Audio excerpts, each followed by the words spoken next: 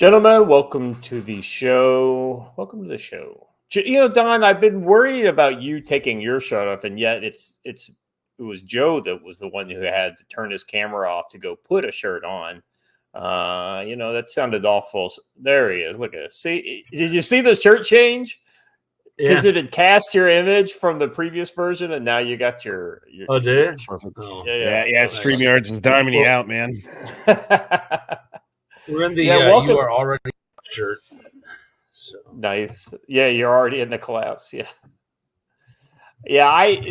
Welcome to the show, everybody. I always apologize ahead of time for the smoothness of the presentation when Watcher is not here, because it's always harder when you do two people's work with one person, and I try to talk at the same time. So just bear with me. Soon Watcher will be back with us. I think he's got another week of the fair or whatever, and then Watcher will be back consistently. Episode 416, we're talking about.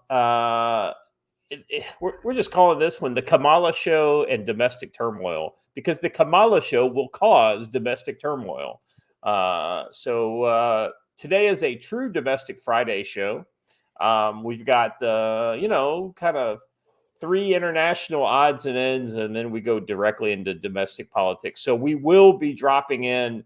We'll be dropping our YouTube audience off at the babysitter's house while the adults go over to Rumble to continue the discussion. So, just keep that link flowing in the chat if you're a mod, please. Gino's. That's right. Our favorite Italian, eatery. Don, how are you doing today, brother? Strangely good. I appreciate each and every one of you who checks on me, but hold on a second.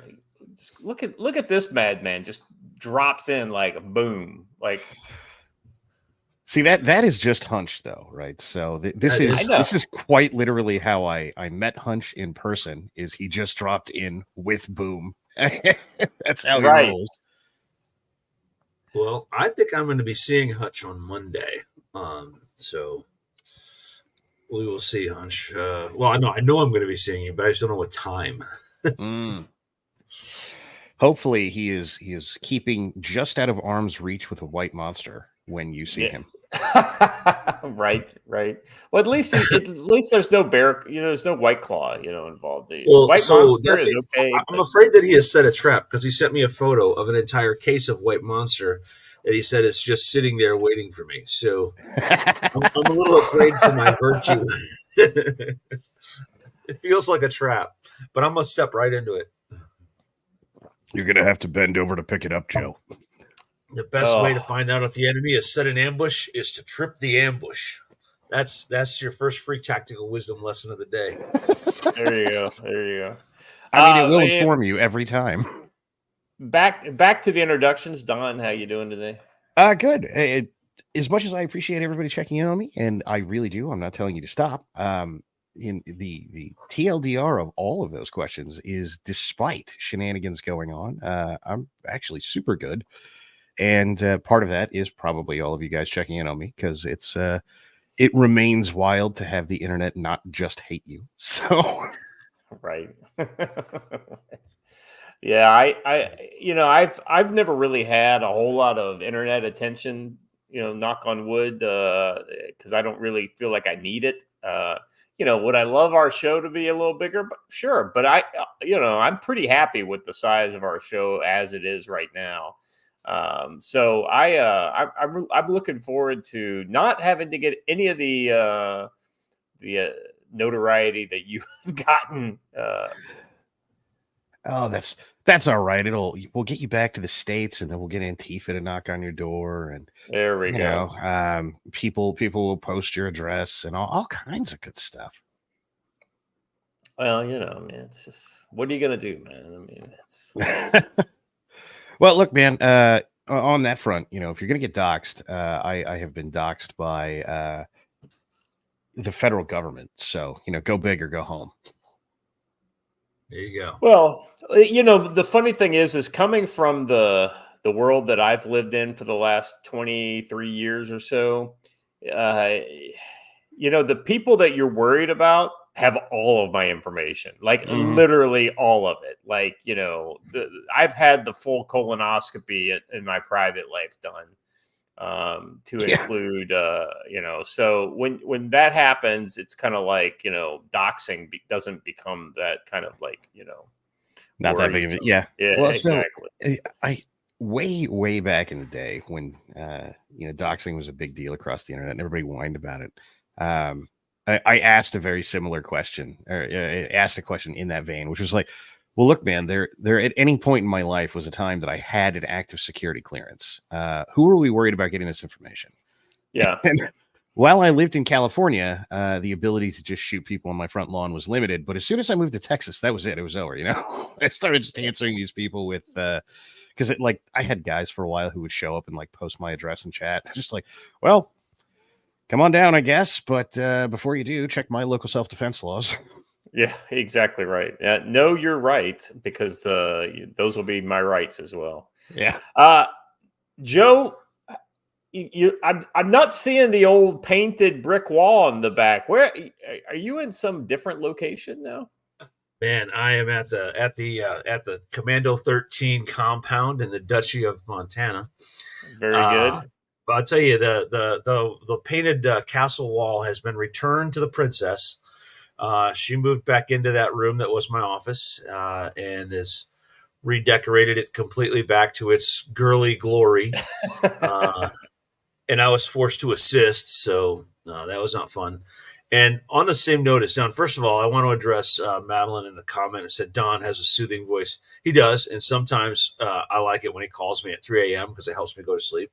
I mean, that's what I'm doing that for, is a nighttime check-in to make sure that you're headed to bed with the soothing voice of one Don the Pleb Workman to walk you into those sweet Z's. I need a radio station call sign to say at the end of that. Speaking of doxing you in the chat here, Rowan Court's decided to put your address out there right there. I told you that in confidence. God damn. But to support Don on that, listen, my new front lawn, I've got plenty of space to bury you, but I don't even need to, because the grizzlies will just eat your body. So yeah, well, there's a lot of room to work with out where you're at. So as you remember, when we reported the mountain lion sighting and all that stuff, there was already a little trepidation on the half of Mrs. Tactical Wisdom. But on the way here, we're getting close. We make that turn on the 200, and there's a grizzly bear and her two babies in the middle of the field. And I'm like, this is not helping. None of this is helping. We're doing NPR, because on NPR they talk about where to bury bodies and which animals will carry the bodies away for you instead. Oh, so, see, that's how you market this, right? When the horrible people come to that portion of the duchy to do horrible things, you shoot them and you leave them for the grizzly bears. Problem solving itself. Indeed, I really thought that putting the trail camera out was going to help, but then I realized that the trail camera is going to capture every creature that walks through the woods, so it might not be a good idea. We'll see. This is true. All right, gentlemen, we got a good show today. Like I said, we're going to talk some non-domestic stuff for the odds and ends, and then we're going to move on into the just the absolute. I'll be honest with you guys. One of the things Kamala started to break cover a little bit, and she had that one interview with CNN that was basically a non-interview. Then we had Waltz's family coming out and endorsing Trump, which was ironic, I felt. Somehow. I don't know that's ironic per se. I mean, in any normal time, that would be ironic. But, hey, these are the worst people on earth, so bad that even their own family is here to tell you how bad they are. Well, yeah, it's like, the family comes out and says, hey, we don't support the commie who from our family that is running for vice president. Right.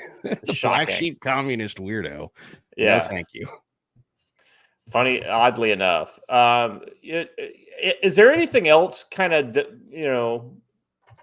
that we should talk about before we get into the official part of the program? Yeah. I want to point out that Lindy Rigg is in the Rumble chat, and he is doing a show on Saturday that I'll be on if he sends me a reminder of the time.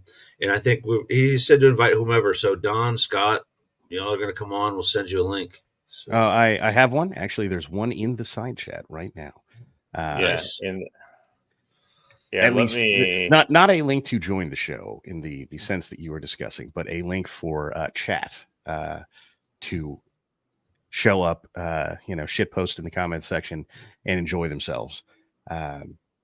Yes, I absolutely will be there. I remain horrific at shilling. I probably should have opened with that. That's what I keep people like Joe around for, because like I'd probably forget my own name and to advertise it if not for people like Joe. The whole topic of this show is, in fact, January 6th legal defense funds, because let's face it, that's necessary. I have sent a second legal defense fund over to Lindy Rigg for the sake of posting in show notes and things. I am inherently limited about what I can say about that particular legal defense fund. Sorry about that. I think Joe knows a little bit more about it than I do, or can say quite a bit more about it than I do, and knows anything about it. Mm-hmm. I'm just saying, show up and be there. It's going to be a good time. It's going to be spicy too, though. There's apparently a question about bulk books purchases. Yes, send me a DM. We do bulk purchases at a slight discount because I still have to feed my family. So, but yes, we do bulk. Ammo's currency for $10 says Don's in distress. His flag's inverted. Right. Yeah, because you were known for the upside down flag for so long that now that it's right side up, it's like, like, what's wrong with Don? I have had a bunch of people ask me about precisely that. To be fair, I only posted why I flipped it in one show. And the simple reality for those that don't know is I had the flag upside down because basically the entire country was apathetic about what was happening to the country forever. And hey, look, if there's no will to change what's going on, you're never, ever, ever going to change what's going on. And things that I had been saying for years and years and years are suddenly becoming pretty popular and mainstream. And so clearly the will is out there, which probably no small part of why I'm in a good mood is that I can't open a social media without seeing people being like, you know what, man, this communist problem is getting completely over the top and we need to go destroy these people, and on and on and on. And I just, there's a whole period of time on Twitter /X/Twix where it was just reposting other people like I win, because I spent years trying to get that done. And it's finally, it's happening. And so I've been excited, and thus the flag has turned back the original direction. Apparently, as long as you keep it in its original direction, the FBI will not come visit you. In a strange turn of events, I flipped it the original direction, and about 6-8 days later, they were at my door. All right, gentlemen, I'm afraid to open it because Hunch just sent me a text with a picture, so I'm a little concerned. Oh no, yeah. It's either a naked woman or a gun. Maybe both. No, but Hunch, you're not wrong. Squishy Hunter for $2 says, had the Knowles gone 2-0, this rant would have been $20. Since they went 0-2, it's instead $2. We appreciate any support you'll give us, brother. $2 or $20, either is fine. That's a kind of a good opportunity for me to just let you know that this show is entirely user supported. We don't get any money from the ads on YouTube for sure. We don't even monetize and we definitely are getting suppressed. If you look at our viewer numbers, instead of trending slightly upwards over time, it's trending slightly downwards over time. That being said, I mean, we did have some pretty good numbers on the Trump assassination show, but since then it's been going down again. So, two ways you can support us: the super chats, either on Rumble or on YouTube, and of course the memberships. You can do that on either channel as well. And of course, well, I guess the third way is the way Hunch did it, which is to drop a giant nuclear bomb of the 10 gifted memberships like he did. So thank you very much. All right. Now that I have shilled for money, let's move on. Hold on. Because as long as we're previously doing the NPR thing, yes, this show is funded by viewers like you. That's right. Yeah, that's right. I used to watch a lot of like All Things Considered back in the day when it wasn't an absolute Marxist hellscape. I get the feeling it just sent me the same text he sent you. It was just liberal.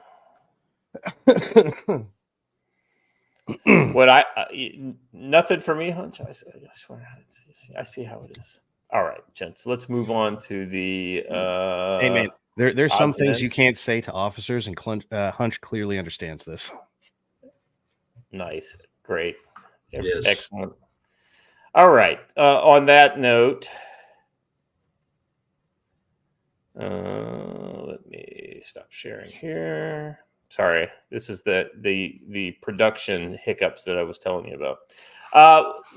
So for our first odds and ends here today, this is an interesting one that our buddy Stan shared out there on X today.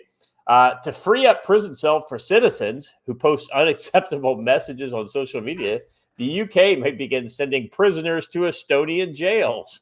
George Orwell could never have predicted how Orwellian Europe would become. Let's play this story.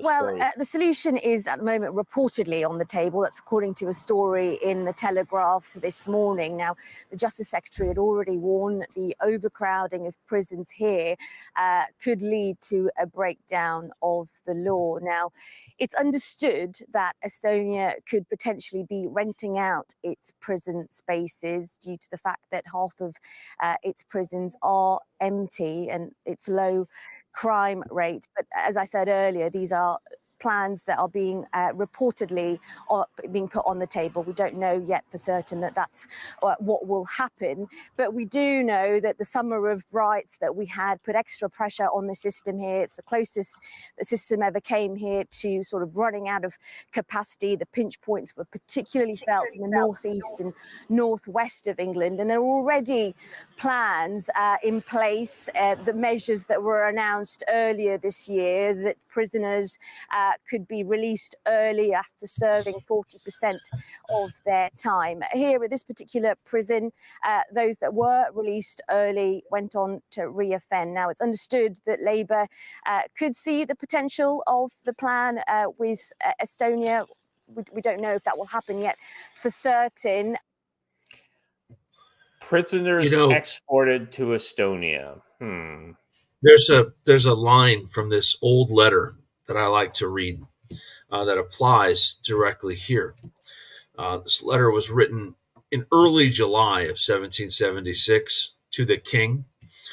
And one of the reasons for the stated divorce between these two countries was for transporting us beyond seas to be tried for pretended offenses. Someone has apparently not learned a lesson.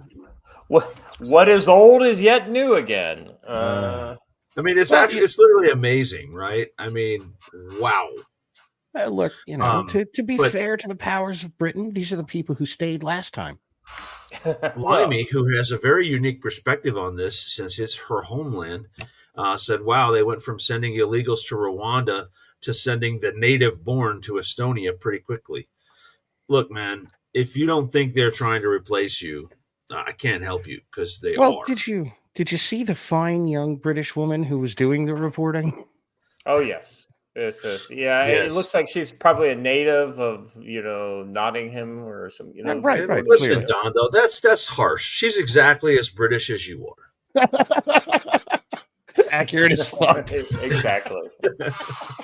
Maybe as British as Joe is. Oh, let's see. Random PMW guy 84 for $5 says plot twist: Russia invades Estonia to free British political prisoners. What are you talking about? They will meet the British political prisoners that are serving in Estonian penal units on the border. At this point, and I've heard a couple of British people that I know say very, very similar things. That might actually be beneficial to the British. Yeah.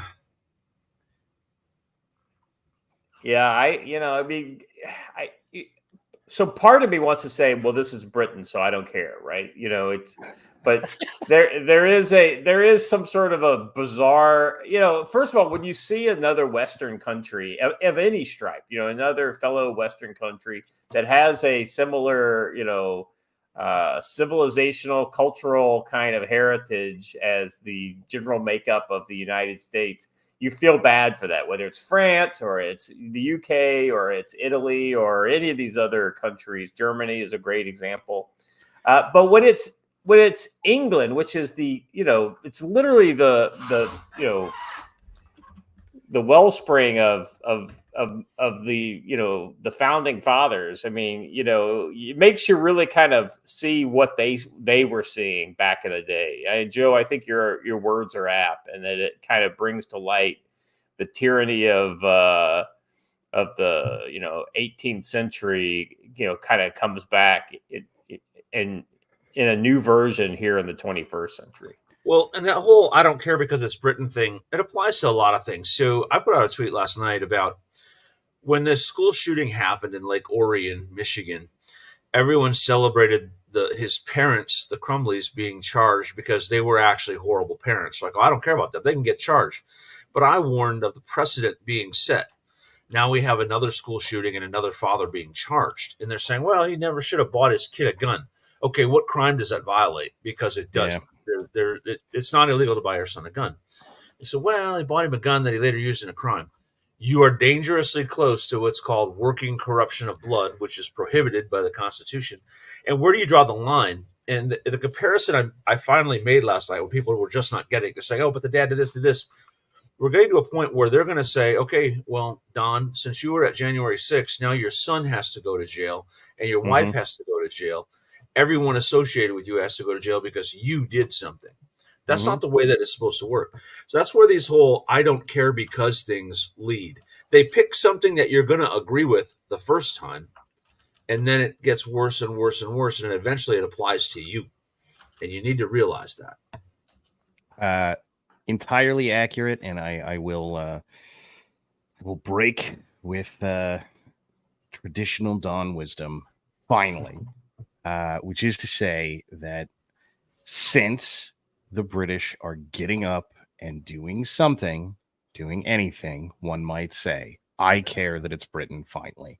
As long as they were charging down this road as fast as they could and happy to do it, then look, I don't care, right? If you guys want this, then there's bruv, can't do anything about it, bruv. Yeah, exactly. Right.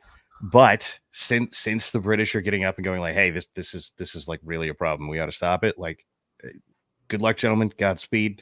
If there's anything I can do to help, let me know. Yeah. Well, I mean, it's just in World War II, we ran a program where we asked folks to give up hunting guns and shotguns and send them to a British family so they could defend their homes. I'm just saying that was a good program. Yes. Yeah. Well, the sad thing is the Marxists that are in charge of the UK now would see that as a gross violation of, of all kinds of natural law or, some bullshit. It's the problem is the same thing that we're fighting here in America has infected everywhere. And it's the tyranny that they're experiencing is a totally different tyranny than they experienced 300 years ago. It's just another form of tyranny. Go ahead, Joe.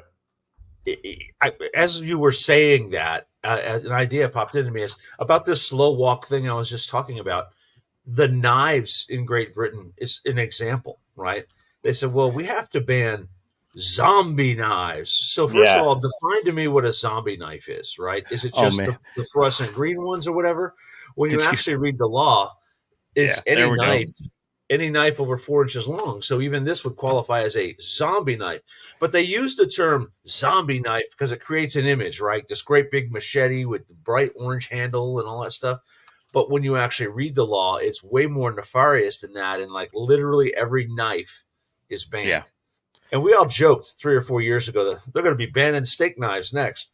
They just banned steak knives. Oh yeah.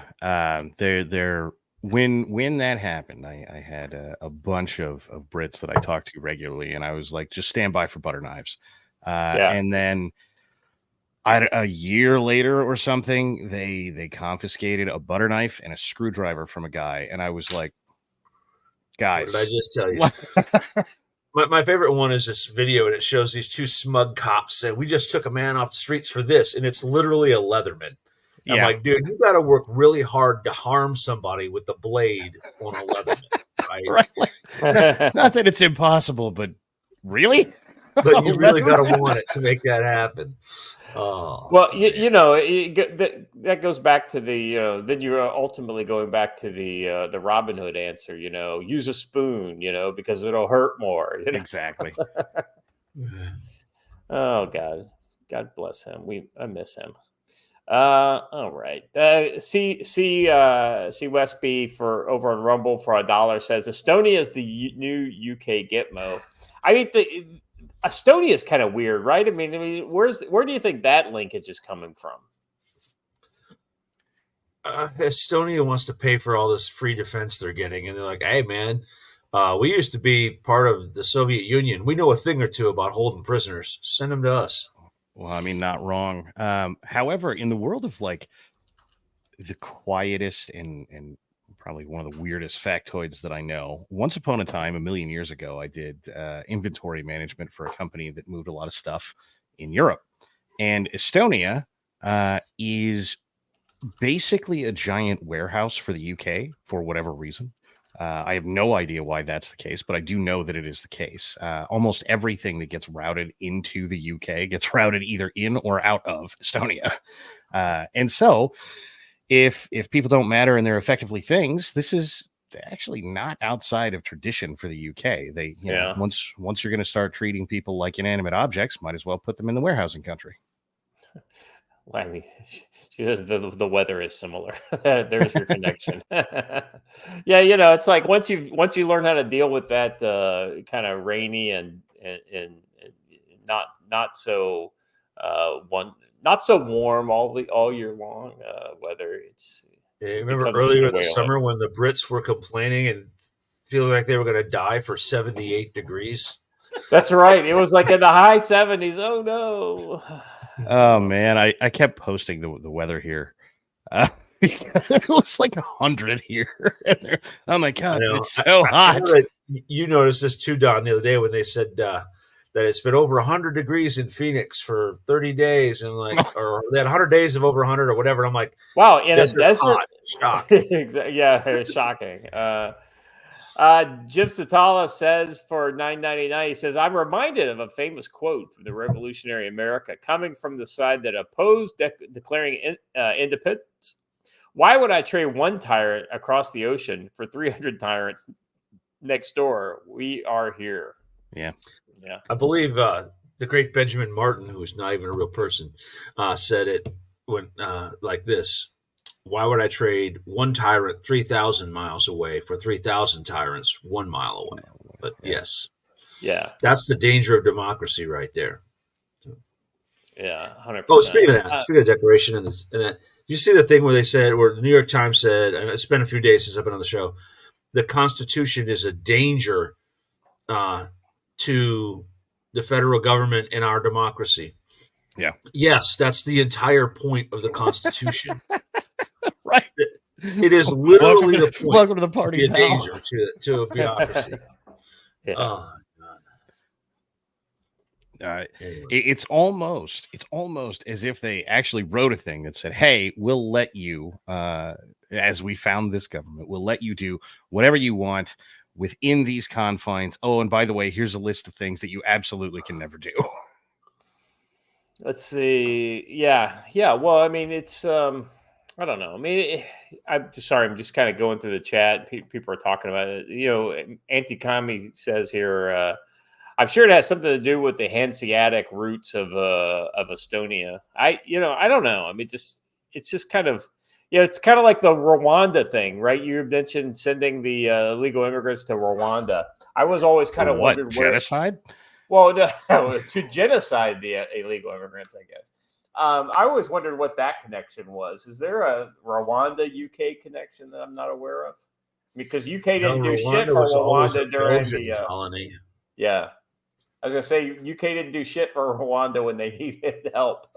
No, Rwanda saw an opportunity to make a little cash because they had to be paid to accept these people. So, okay. And there's the connection.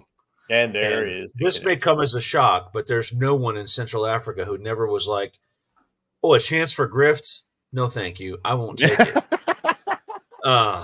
But yeah, that is not on the list of things that happens. Right. Yeah.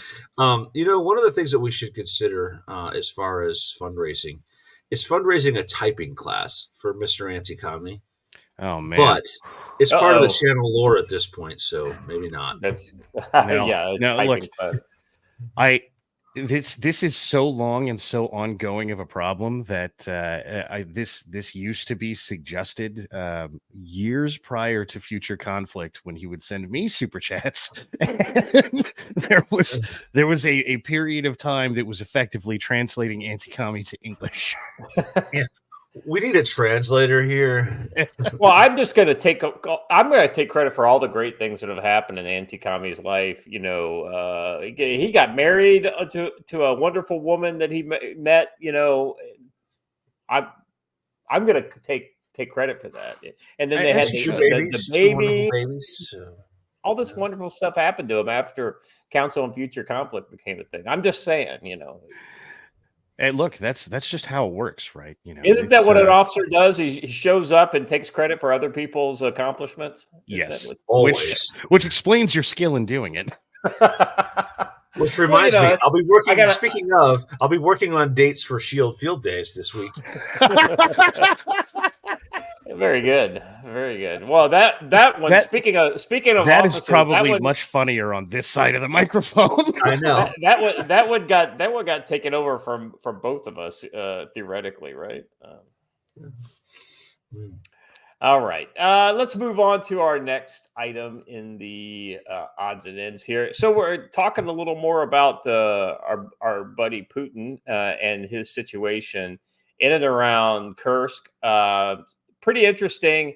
The interesting thing about Kursk is what nobody's talking about down in the Donetsk area. The Ukrainians are getting ready to lose their shirt down there, and Kursk. Nobody's going to care about Kursk when Russia gobbles up half of the Donetsk Oblast. You know, that's still under control by the Ukraine now. Because let's be honest, nothing strategic is in the area that has been taken over by. We got Sean has joined us as well. Sean, hi guys. Hello. How are you? Doing all right. Hope you guys are doing well. Well, we're doing all right. How about you? We're just getting ready to start talking about a little Ukraine action. Yeah. No, it's they've got them right where they want them, I guess. Exactly right. I love this right here. I'm gonna since got the if my name's not on the birth certificate, I don't want to hear about it. I'll just forward your letter to my lawyer who happens to be here on this show with me. All right. Okay. Hey, Sean, it's been too long, and I hope you're able to hang around for us because we have a lot of domestic spiciness to talk about. There's a lot of happenings. Yes. Yeah. So, and I might add some of the recent Russia money stuff into it now that you're here because some interesting legal stuff on that. All right, back to this article. Putin avoids curse trap and his troops poised to take Pokrovsk. President Putin has continued to downplay Ukraine's major Kursk invasion, which has resulted in Russian territory occupied by Ukrainian forces. He has instead maintained that capturing and holding all of Donbass in eastern Ukraine remains the goal. And Joe, they've at least been consistent about this. I was talking on Wednesday about there's essentially a line of cities that have been taken. Bakhmut, Avdiivka. Now we've got Pokrovsk. Is the next kind of big hub fortress city that they're going to take down. And this city is actually controls a lot of communication corridors and roads and rail networks that will really impact negatively the Ukrainian defensive line in this area. Well, I think that Putin knows the truth, and that is that Kursk was designed to get him to stop his advances everywhere else, and it would be a drastic mistake to do so. Keep pushing. Eventually, the Ukrainians are going to leave the Kursk bulge on their own because they're not able to sustain operations elsewhere. So it's good to see him stick to his guns. The whole thing is that, as I said at the very beginning, invading Russia proper was only going to prolong the war. It was not going to bring it to a quick end because Russians have this institutional fear of invasion. And the longer the Ukrainian troops are on Russian soil, that actually works better for Putin from a mobilization standpoint and a public support standpoint. When it was just his troops on someone else's territory, it was kind of a push, right? But now that there are actually Ukrainian troops on Russian ground, he's getting PR wins like crazy from it. So I wouldn't be in a hurry to end that either. Yeah. Great recruiting tool. Let's see. When Putin was talking about the troops in Kursk, he says, we will have to deal with these thugs who made it into Russia, he said at an event while visiting Russia's east on Thursday. He's yet to launch a broader general mobilization despite the assault on Kursk in the border region. He presented the Kursk operation as essentially a trap, which he will not fall into. The aim of the enemy in Kursk is to force us to worry, hustle, divert troops, and to stop our offensive in key areas, especially the Donbass, the liberation of which is our main primary objective. Putin described this at a forum in Vladivostok. So, he said it right there, Joe. It's ultimately he sees Kursk as a diversion, something to kind of create a dilemma for Russia to have to split their focus. And it sounds like he's keeping his eyes on his objective.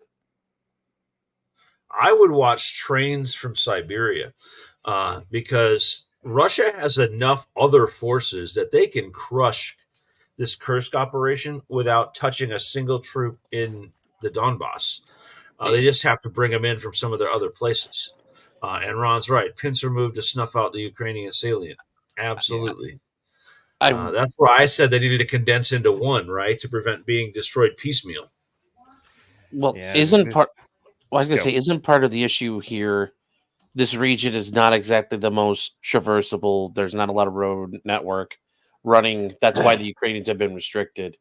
But the one thing I will say is apparently, and I don't know if you guys had a chance to cover this before, apparently the rail traffic in that region, and I mean region by bigger, there's been a lot of rail disruption, and it's really starting to hurt the Russians, it looks like, a little bit. Yeah. So there have been some rail disruptions that have occurred.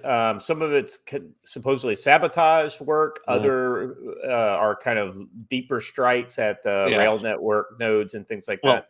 But the interesting thing when it comes to like this area here in Kursk is not what you'd call like rolling terrain, right? This is very flat land. But the area around Pokrovsk is very interesting. We were looking at the map the other day, and there's terrain features that really restrict the Ukrainian options, and you may end up seeing some Ukrainians getting surrounded. That's what we talked about on Wednesday. if they don't withdraw from certain kind of key defensive areas, because the avenues of approach going backwards, right, or avenues of retreat are very restricted. Yes. Yeah. Well, I was watching. I forget who it was I was watching, but he was showing, because he's got the Ukrainian lines mapped out. The lines that were supposed to support the defense of Vuhledar, and Vuhledar, if it fails, the Russians are already circumventing and in the rear of the lines meant to protect the south. So yes, there's a lot of problems right now. But the sabotage for the Ukrainian thing in the Russian rail networks is they've apparently able to get into the Russian rail networks when they captured some of these towns. Like when they got in the Sudza, they went into the rail office and they started screwing with and trying to see what they could do from there. And apparently they had access to a lot of things. So they're figuring it out, I guess. Yeah. And Russia's highly more reliant upon rail than we are. Yes. Because it's kind of been their thing for a while. So that's one of the reasons why also, they're not pushing any farther west. But when everyone says, they're going to invade Europe, they can't, because the rail gauges are different. It's not actually going to happen. So anyway, it's a pretty interesting thing. Anti-Commie raised a good point that in 90 days, it'll be dead of winter in Kursk. Good luck. Yeah. Good luck. Can we detour for a bit of autism here? Yeah, sure. Go for it. Can you zoom in on that picture or blow it up or whatever? Yeah. Artillery autism. Here we go. Yeah, got it right. So this is going to be way out there in the middle of fucking nowhere land autism. There's a thing called sheaf. Sheafs in artillery, SHEAF. A sheaf of fire, yes, like a spiral sheaf or a linear sheaf, or right. And so actually, linear looks like it's the one that we were aiming for here. 4 out of those 6 rounds are in a big long line, and there are 2 very large breaks in that line that should not be there. So the way that this works is you say, I have this line on the ground and I would like artillery rounds along this line. Now, if you're very, very bad at your job, that line doesn't line up with, say, the road that is right there. It just kind of goes everywhere, which is what you're looking at. Those 2 rounds that are far off the line, it is conveniently 6 explosions, which is 1 battery worth of fire, right? 6 guns, 1 round.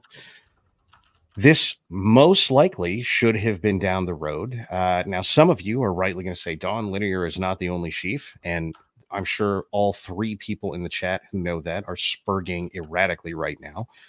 But that is also not a BCS sheaf, which is the other primary thing that should be used in this circumstance, because it's 1 space to destroy. So BCS would be correct. This is rounds all over the fucking place. And that is a product of people who are bad at shooting artillery. But it makes for great Instagram videos, Don. It does. But there we go.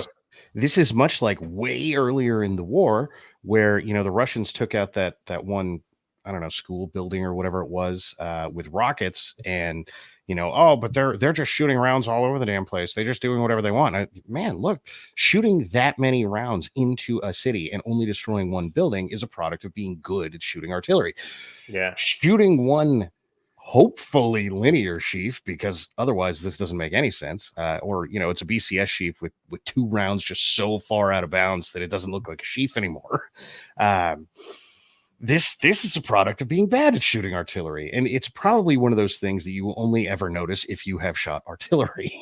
Yeah, or had artillery shot at you, maybe. So this is one of the biggest problems with the Instagram war, right?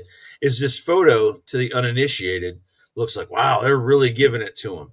Yeah. But to any of us with any sort of experience on a tactical basis, we're like, well, there's a million places there where the forces actually are that are perfectly safe from this artillery fire. And ironically enough, go ahead. I'm sorry. Everyone on Twitter is all of a sudden an expert in ground military operations. So you start asking them the difference between positional or attrition warfare and maneuver warfare. Then they're like, What? You take the tanks and you go that way. Yeah. Well, just thank you, General Patton. just to kind of let people know, Don, you had no idea whose artillery this was. You were just talking about it because you saw an artillery picture. It says here this is our Ukrainian artillery targeting Russian positions. So maybe the Ukrainians aren't as great at everything as as people think they are. Look, great. John's about to get busy by the FBI again because you're not allowed to criticize the Ukrainian army. Well, I didn't know. I have a question, Don, and this is just, and Joe, you might be able to answer. Scott, you could probably answer this too. I mean, I'm looking at that, and I mean, I guess I didn't realize. Like, I guess I figured you could line up your shots like a chorus line if you wanted to, but also, is this possibly just there's troops in the open? If wouldn't that make it if you're out there anywhere in this picture, it's not a really good place to be right now. Aren't you probably getting a lot of frag, or are there some safer spots in this picture? So the quick and dirty of that is that people say close only counts in horseshoes and hand grenades. Well, I promise you, as an artilleryman, it's just a really, really big hand grenade. So artillery is very forgiving in the sense that, if you're shooting 155 millimeter, the kill radius of 155 millimeter artillery round is 100 yards. And so, you're taking a lot of space. No, it was one round. Oh, okay. And kill, not casualty. There's another 100 yards for casualty. Okay.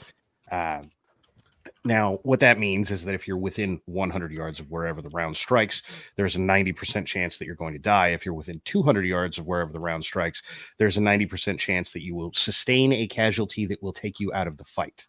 Not just get injured, but specifically make you unable to fight. And so, make no mistake, that is a lot of destruction that they're laying down there. But there are methods of engagement for artillery to make sure, A, that those shrapnel patterns overlap, B, that you are engaging in a fashion that the enemy has effectively no capability to get out of this, right? One of the primary uses of artillery anywhere ever is suppressive fire. No matter how good you think a machine gun is, arty is better. And so what should be happening here is, let's say there's a bunch of machine gun nests peppered all over this place, right? There are ways, A, to walk artillery rounds from one place to another. So you can have there's a 2 kilometer long line of machine gun nests. You can walk artillery all the way down that line. And if you don't want to do it that way, because that tells you where they're coming from, there's a thing called sweep and zone. And what you do is you create a big box, right? And in that box, you drop artillery rounds in random places until you have covered the entire area. Now, that is also not what's happening here. Otherwise, you would see more rounds than there are guns in a battery. And so the only product left to tell you what's going on here is to compare it to any of the standard engagement methods, which is what Chiefs are, and say, does this match any of them? And the answer to that is no. Gone are the days of the 1940s where we just threw rounds in the general direction of the enemy. Now we're pretty precise about it, and that's kind of a worldwide standard. So by the way, Hunter has been quiet. I think your mic's now. Is your mic working or no? I just saw your. Can you hear me? Yeah, we got you. Don't feel bad about this being all about the military international stuff. This is just the odds and ends, and for the rest of the show, we're going to talk domestic stuff. No, for sure. I have a very off topic comment. Forgive me. We were talking about bulges. We were talking about rails. We were talking about back entrances and whatnot. And I'm surprised that a joke about Djibouti didn't come up at all. Who am I even on stream with? The day is young. The day is young. I was going to say, now it has come up. Congratulations. All right. You're welcome. On that note, let me continue on with the story. It's always interesting when you get any kind of insight into Putin's kind of strategic thinking. And that's what I actually liked about a lot of the quotes in this article. It says here, Putin further painted a picture of Kursk operation have already backfired on the Zelensky government. He said Ukraine's leadership sent quite well-prepared units into Kursk, which is true. Those were some of their better units, but this has only served to allow Russia to make quicker advance in Donetsk. The enemy weakened itself in key areas. Our army has accelerated its offensive operations. He asserted he has still sought to emphasize Russian forces have begun to push the Ukrainian invaders back from Russian territory. However, but Putin said our armed forces have stabilized the situation and started gradually squeezing the enemy out of our territory. Yet the Kursk fight has been on since August 6th, and this alone has been a big symbolic blow for the Kremlin war planners. It is the biggest incursion into Russia since World War II. It is the holy duty of Russian army to do everything to throw out the enemy from the territory and to protect its citizens, Putin additionally declared. So it just I think it's just interesting to kind of give some of Putin's point of view on where this fight is going and yeah, but that paragraph was pure Western media NAFO cope, right? Yeah, Putin's still winning, but this is an embarrassment. Yeah. You're not winning at the rate that I think you should. So Neener. This part right here is basically a Putin quote, and this language is very interesting that Putin uses. It is the holy duty of the Russian army. They've absolutely leaned into some of these more kind of conservative Western value kind of language, but there is a unique relationship between Russians and the Eastern or the Russian Orthodox Church. So, bear in mind, that's not the same as what you may say, like us kind of, using the name of God and some of the things that we do. Worth noting that the Russians, the motherland thing that was so incredibly popular even during communism, which is should have erased that, but didn't. The Russians look at Russia as a place that is theirs. In ways that is not particularly common in most of the Western world. Even as, the British are running around saying things like Britain is for British people, they're not in a comparable place to the Russians and their relationship with Russia. There are a few things you can do to piss off the Russians more than walking into Russia uninvited. And this is the kind of, Joe was referencing this earlier. If you invade Russia, the Russians will do anything to kill you. And that's just how it's been for the last 1,000 years. So I wouldn't expect it to change at any time soon. Yeah. All right. That's about all I want to talk about with Russia today. The thing that really I wanted to bring to light, because we've been talking about this fairly consistently lately, because the reason why it's important for me to talk about this stuff is because there's a big story happening in Ukraine and nobody's talking about it. They're talking about this other, the diversion attack into Kursk has worked especially well for the Western media, because they are completely distracted by Kursk, and very few outlets are focusing on the real problem that's happening in the Donbass. So keep your eye on that. I expect that city will fall any day now, and there will be, the cope will flow when that happens. Oh yeah, we will hear about how costly it was to take, or some other such freaking nonsense that will somehow ignore that. Okay, but you still lost it. Yeah. All right. So the final odds and ends here today is this is not entirely completely all international here. There's a domestic element here. It's spreading. America's top oil field terrorized by armed Venezuelan gangs, and I'm glad we've got Sean here to talk us off the ledge over the rising tide of the threat of Venezuelan gangs that are going to basically slit all of our throats in the middle of the night as they take over our. I'll be honest too, though. This is not actually new because, I don't know, 4 years ago we were in negotiations with one of the oil exploration companies. They were going to put an exploration base, essentially a FOB, way down south of San Antonio, between San Antonio and the border, in sort of the hinterlands there. But they required it to be set up like a FOB. They needed 24/7 armed security, a quick reaction force, exterior patrols, and all of that, because no one controls that territory, despite it being inside the state of Texas and the United States. So. Yeah.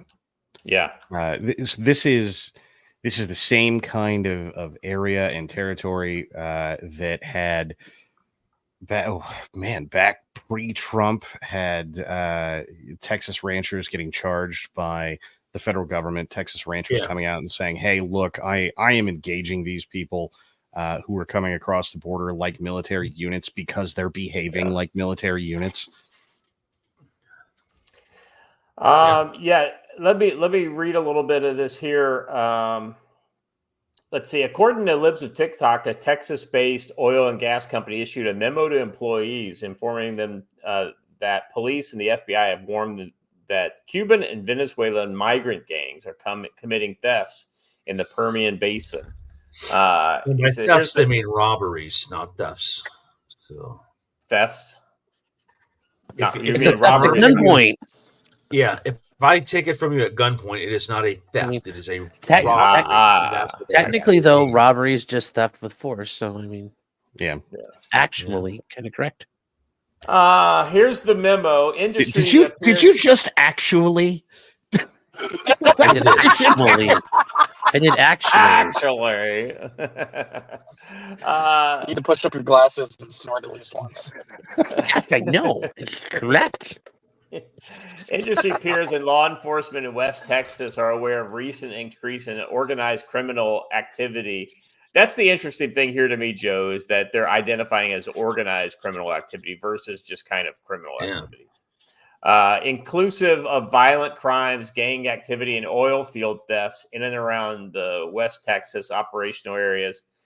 Specifically, regional law enforcement and the FBI have advised gang members emanating from Cuba and Venezuela are organizing and working in concert to commit thefts within the Permian Basin. These individuals and groups are armed, violent in nature, and will not hesitate to use force. Crimes associated with these groups include theft of oil, diesel fuel, copper, wire, and catalyst elements. Recent incidents also include 2 assaults by water haulers who are attempted to steal oil from the WTX oil fill sites. So Mad Max. Yeah, so exactly. That's literally a Mad Max situation, right? Pulling up with water trucks trying to steal oil and fill them. Crazy. In another incident, a thief acting as a spotter and following a water hauler who had stolen oil also attempted to run a witness off the road.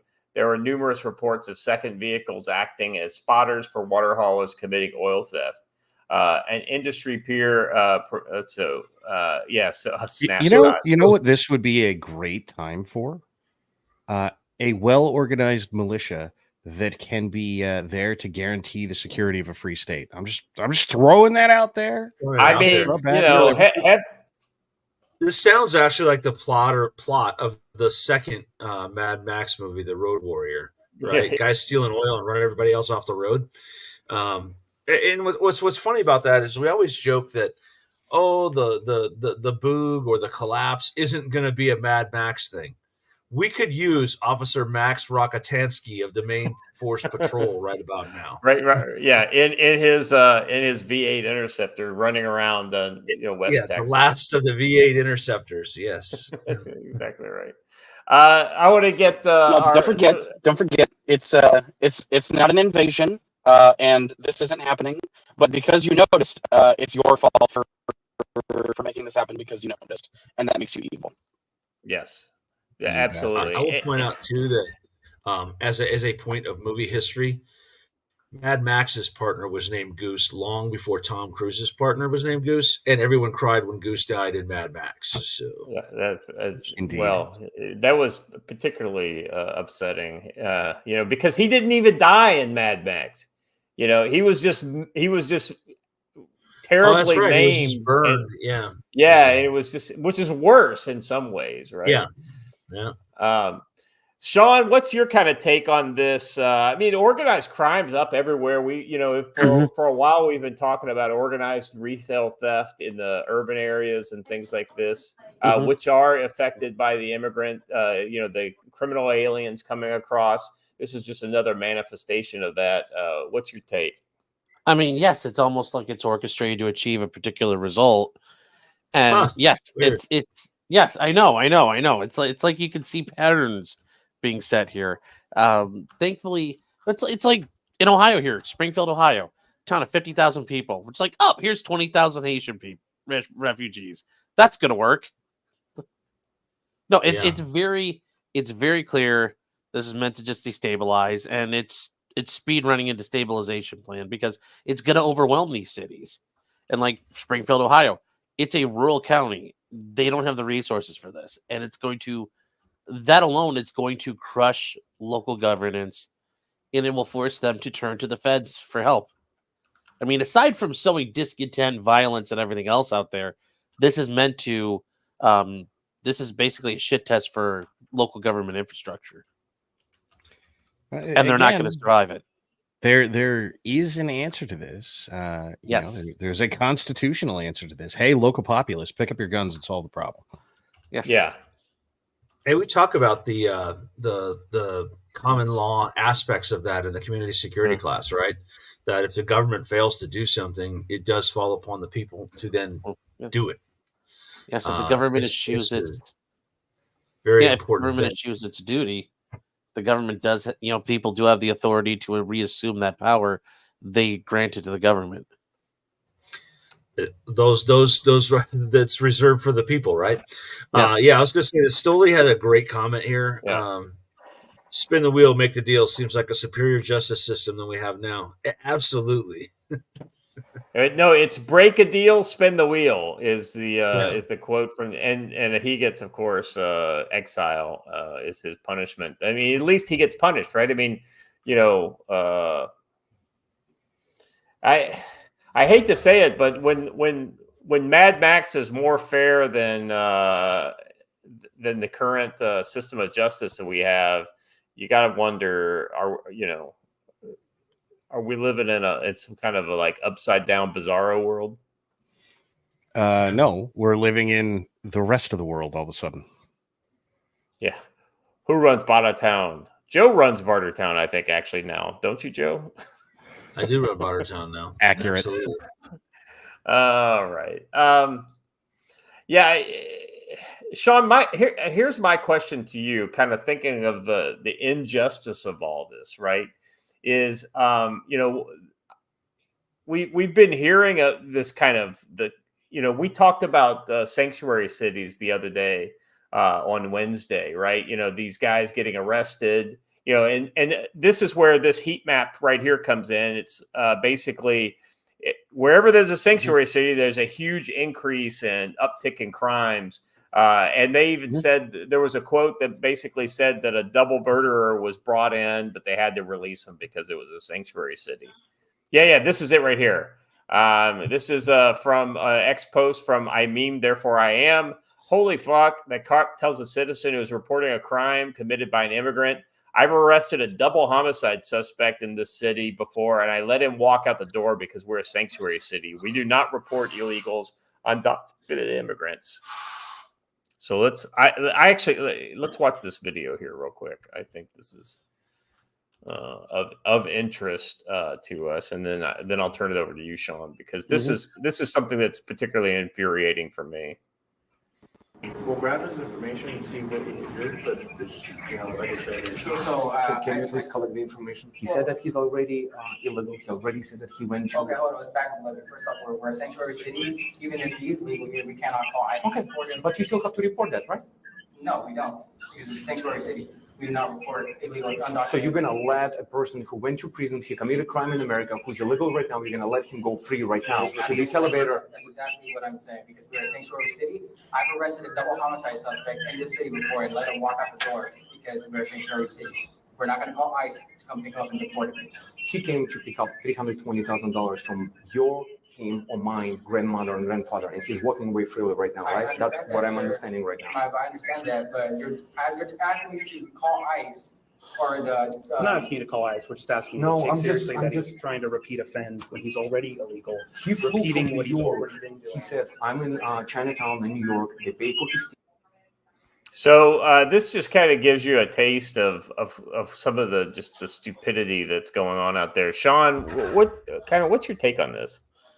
I mean, well, I mean, first of all, if the guy was a suspect, obviously they didn't have anything to hold him on because they released him anyway. So I think that's a little bit of, I guess just when I look at that thing, it's like, oh, he's a double murder suspect. Like, obviously you guys didn't have enough to hold him because he walked.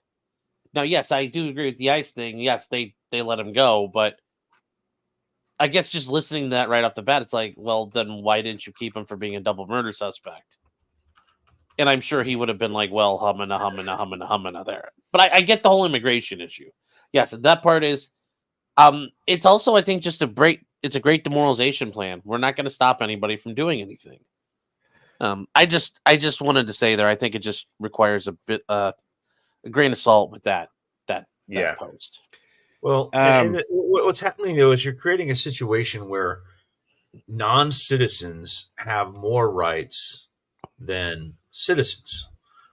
Although there is occasionally some hope. There was a Supreme Court decision. I know it was a Supreme Court, it was a Circuit Court of Appeals decision that ruled that illegal immigrants do not have Second Amendment rights. So that's actually a win. So take with the redid that. Yep, that just happened. To take the point about taking this with a grain of salt, I would in a sense suggest that you don't. California's been doing this for most of a decade, if not a decade at this point.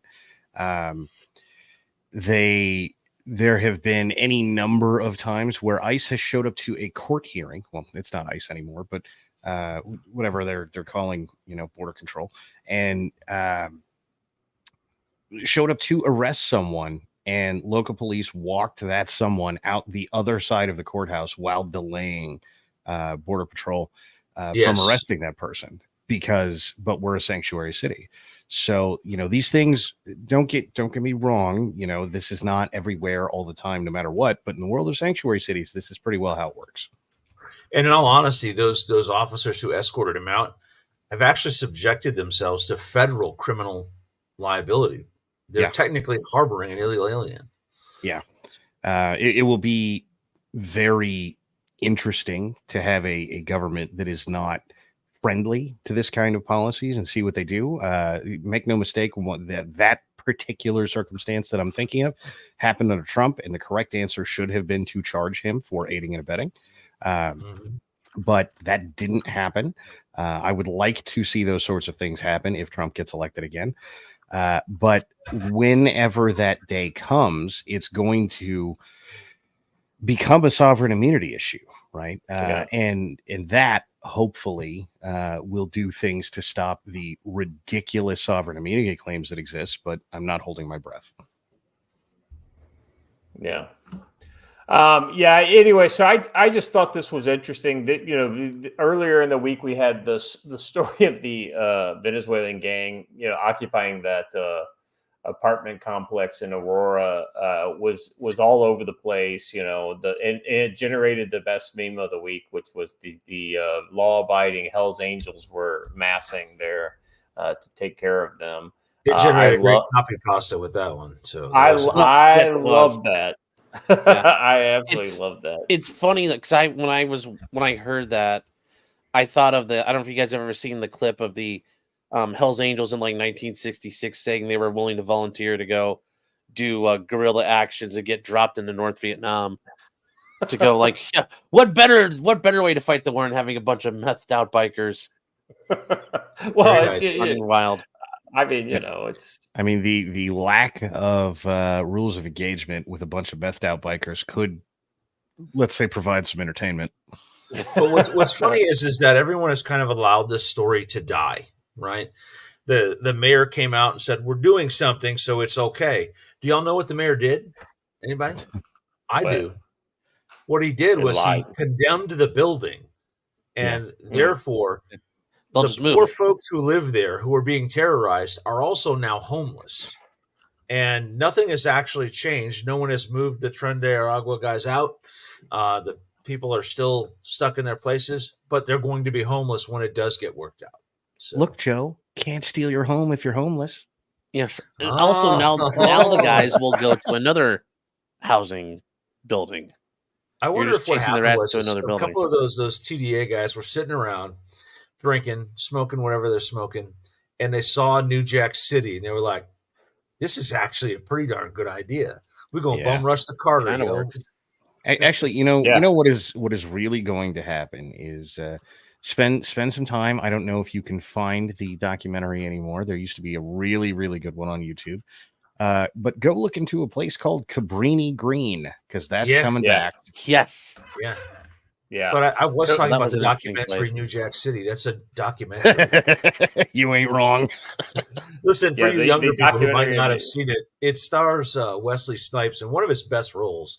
Wesley Snipes and Ice-T and Judd Nelson. It's a great film. You should check it out. New Jack City. Yes. There are no films with Judd Nelson that are not great films. All right. Just I'm standing on it. That's it. I love it when Chris Rock calls him White Boy Roy. You can do walk in there with White Boy Roy. Great movie. All right. So this will be the point at which we start to transition away. If the mods can start dropping the link to our Rumble show in the chat, I would appreciate it. Joe, why don't you tell us a little bit about what's going on with tactical-wisdom.com? I saw the, people asking, where can I get your book after our favorite YouTuber posted a picture of himself on a plane with it. Right. I thought that was nice. Awesome of him. Yeah, I showed that last night at dinner. That was pretty awesome of him. So there's been a little delay in getting any posting out at tactical-wisdom.com. We will put something out today. The move is kind of taking it all out of us. But we finally got the cars unpacked and everyone's situated where they need to be. So I'll get something out. But it might even be about, hey, it's time for you to consider relocation to a more secure location than where you are, because things are about to get sporty. This gang thing is continuing on. So we're going to probably talk a little bit about that and what that means for you. And as the legal situation continues to get worse, vis-a-vis charging parents with crimes or charging inappropriately folks for things they didn't do.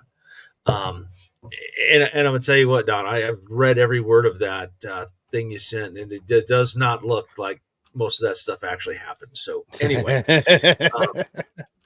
if I fail to comment. Unable to comment, but I'm not. You need to seriously consider the legal environment where you live, the legal environment you're in, and decide, one, what you're going to say and post online, and two, where you might relocate to. So watch for an article on that. Classes wise, we have next weekend, North Carolina, which is filling up fast. We're actually having kind of a big training weekend there. There's my Fieldcraft class Friday, Saturday, and Sunday. On Saturday, there's a one-day HF radio class by Wyoming Survival, which is cool to get him out there. And over the weekend, Friday, Saturday, Sunday, or actually it might only be Saturday, Sunday, Craig from MechMedic will be out teaching TCCC. So there'll be pretty good stuff in partisan field care. There'll be some pretty good stuff going on. We're going to have medical stuff. We're going to have fieldcraft stuff. We're going to have radio stuff. Be a lot of folks. It's going to be a good weekend. So if you're in the market for training, Brush Beater is the place to go this weekend. You can find my classes on my site. The weekend after that, I will be in sunny Oklahoma doing a community security course where we're going to talk about how to protect your neighborhood or homestead or farmstead from the bad guys and what you can do to harden it and protect it. Then we got just a couple more weeks before we're right into it again. I'm doing another one in Missouri. We're doing more in North Carolina. We are building a schedule for 2025. I know that this year, for the first time ever in February, you will be able to take my Fieldcraft course, then hang out with me and NC Scout for a couple days, then roll right into Scout and Recce. And that's sort of like a full basic training. You're going to come out a light infantryman after that, right? Fieldcraft, Scout course, Recce course, all in a matter of 10 days, and get it all done and have a great time hanging out with like-minded people. So be watching for that. Very good, very good. Guys, let's go around the horn and see what we want to say to the YouTube audience before we say goodbye to them. Don, final thoughts? I think I am legally obligated to say that if you have the cash, please go over to givesendgo.com/DonThePleb and donate. I know that the internet likes to get charged up about things in the short term and then forget it in the long term. This is going to be a long war. It is a financial and legal war against the federal government, and they just spend more money. That is their method of dealing with people. So please, if you can, go over there and donate. Yes, what you guys have given is amazing and incredibly heartwarming. I don't mean to besmirch any of you in that sense. I still must say that it is going to be a long war over a long period of time, and it is going to be expensive. Now, for the Fed who is listening, again, it is a financial and legal war. I am not suggesting anyone do anything crazy or ridiculous or criminal. That said, if you can't donate, please just share it around. You will invariably find somebody who can. On the same token, there is someone who I cannot speak about, at least in relation to January 6th, but he is an incredibly fine United States Marine Corps radio operator. He has deployed to both Iraq and Afghanistan. He is, attained an honorable discharge. He is a good boy who didn't do nothing in his life in a real way. Good friend of mine, John W. Clark IV, that, again, I can't say anything in relation to him in January 6th, but he is a good man in a bad situation. So if you happen to wander across his fundraiser for this, please donate to that as well.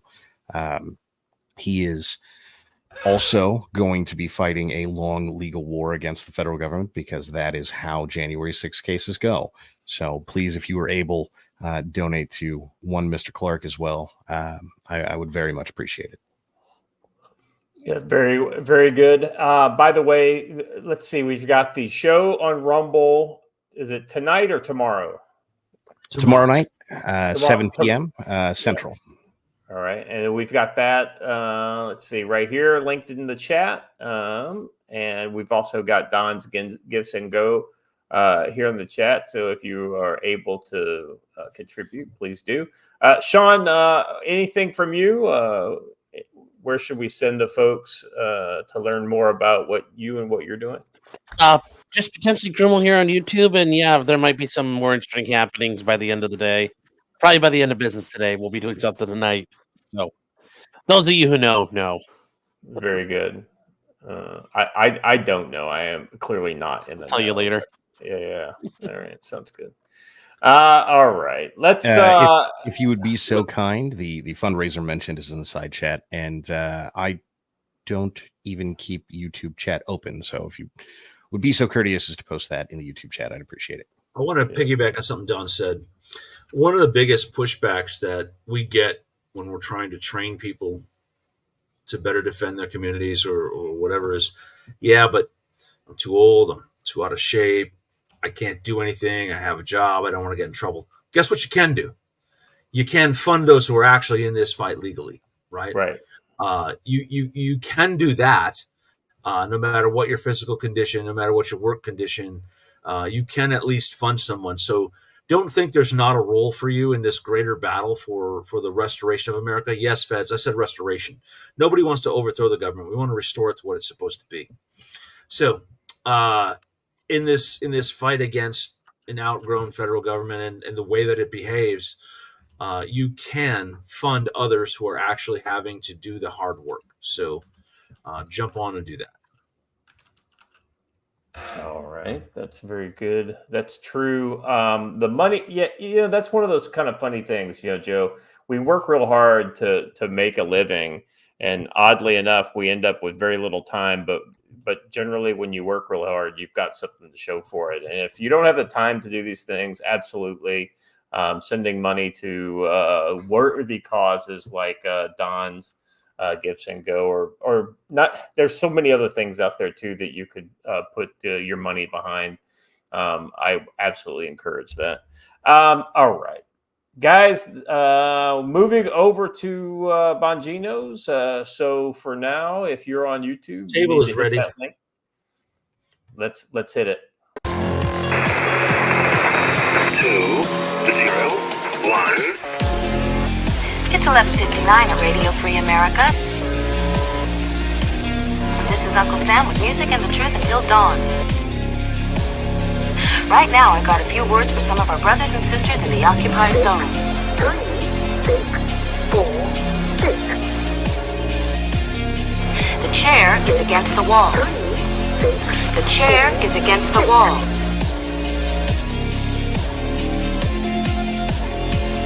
John has a long mustache. John has a long mustache. 8, 2, 5, 0, 9. It's 12 o'clock, Americans, another day closer to victory. And for all of you out there on or behind the lines, this is your song.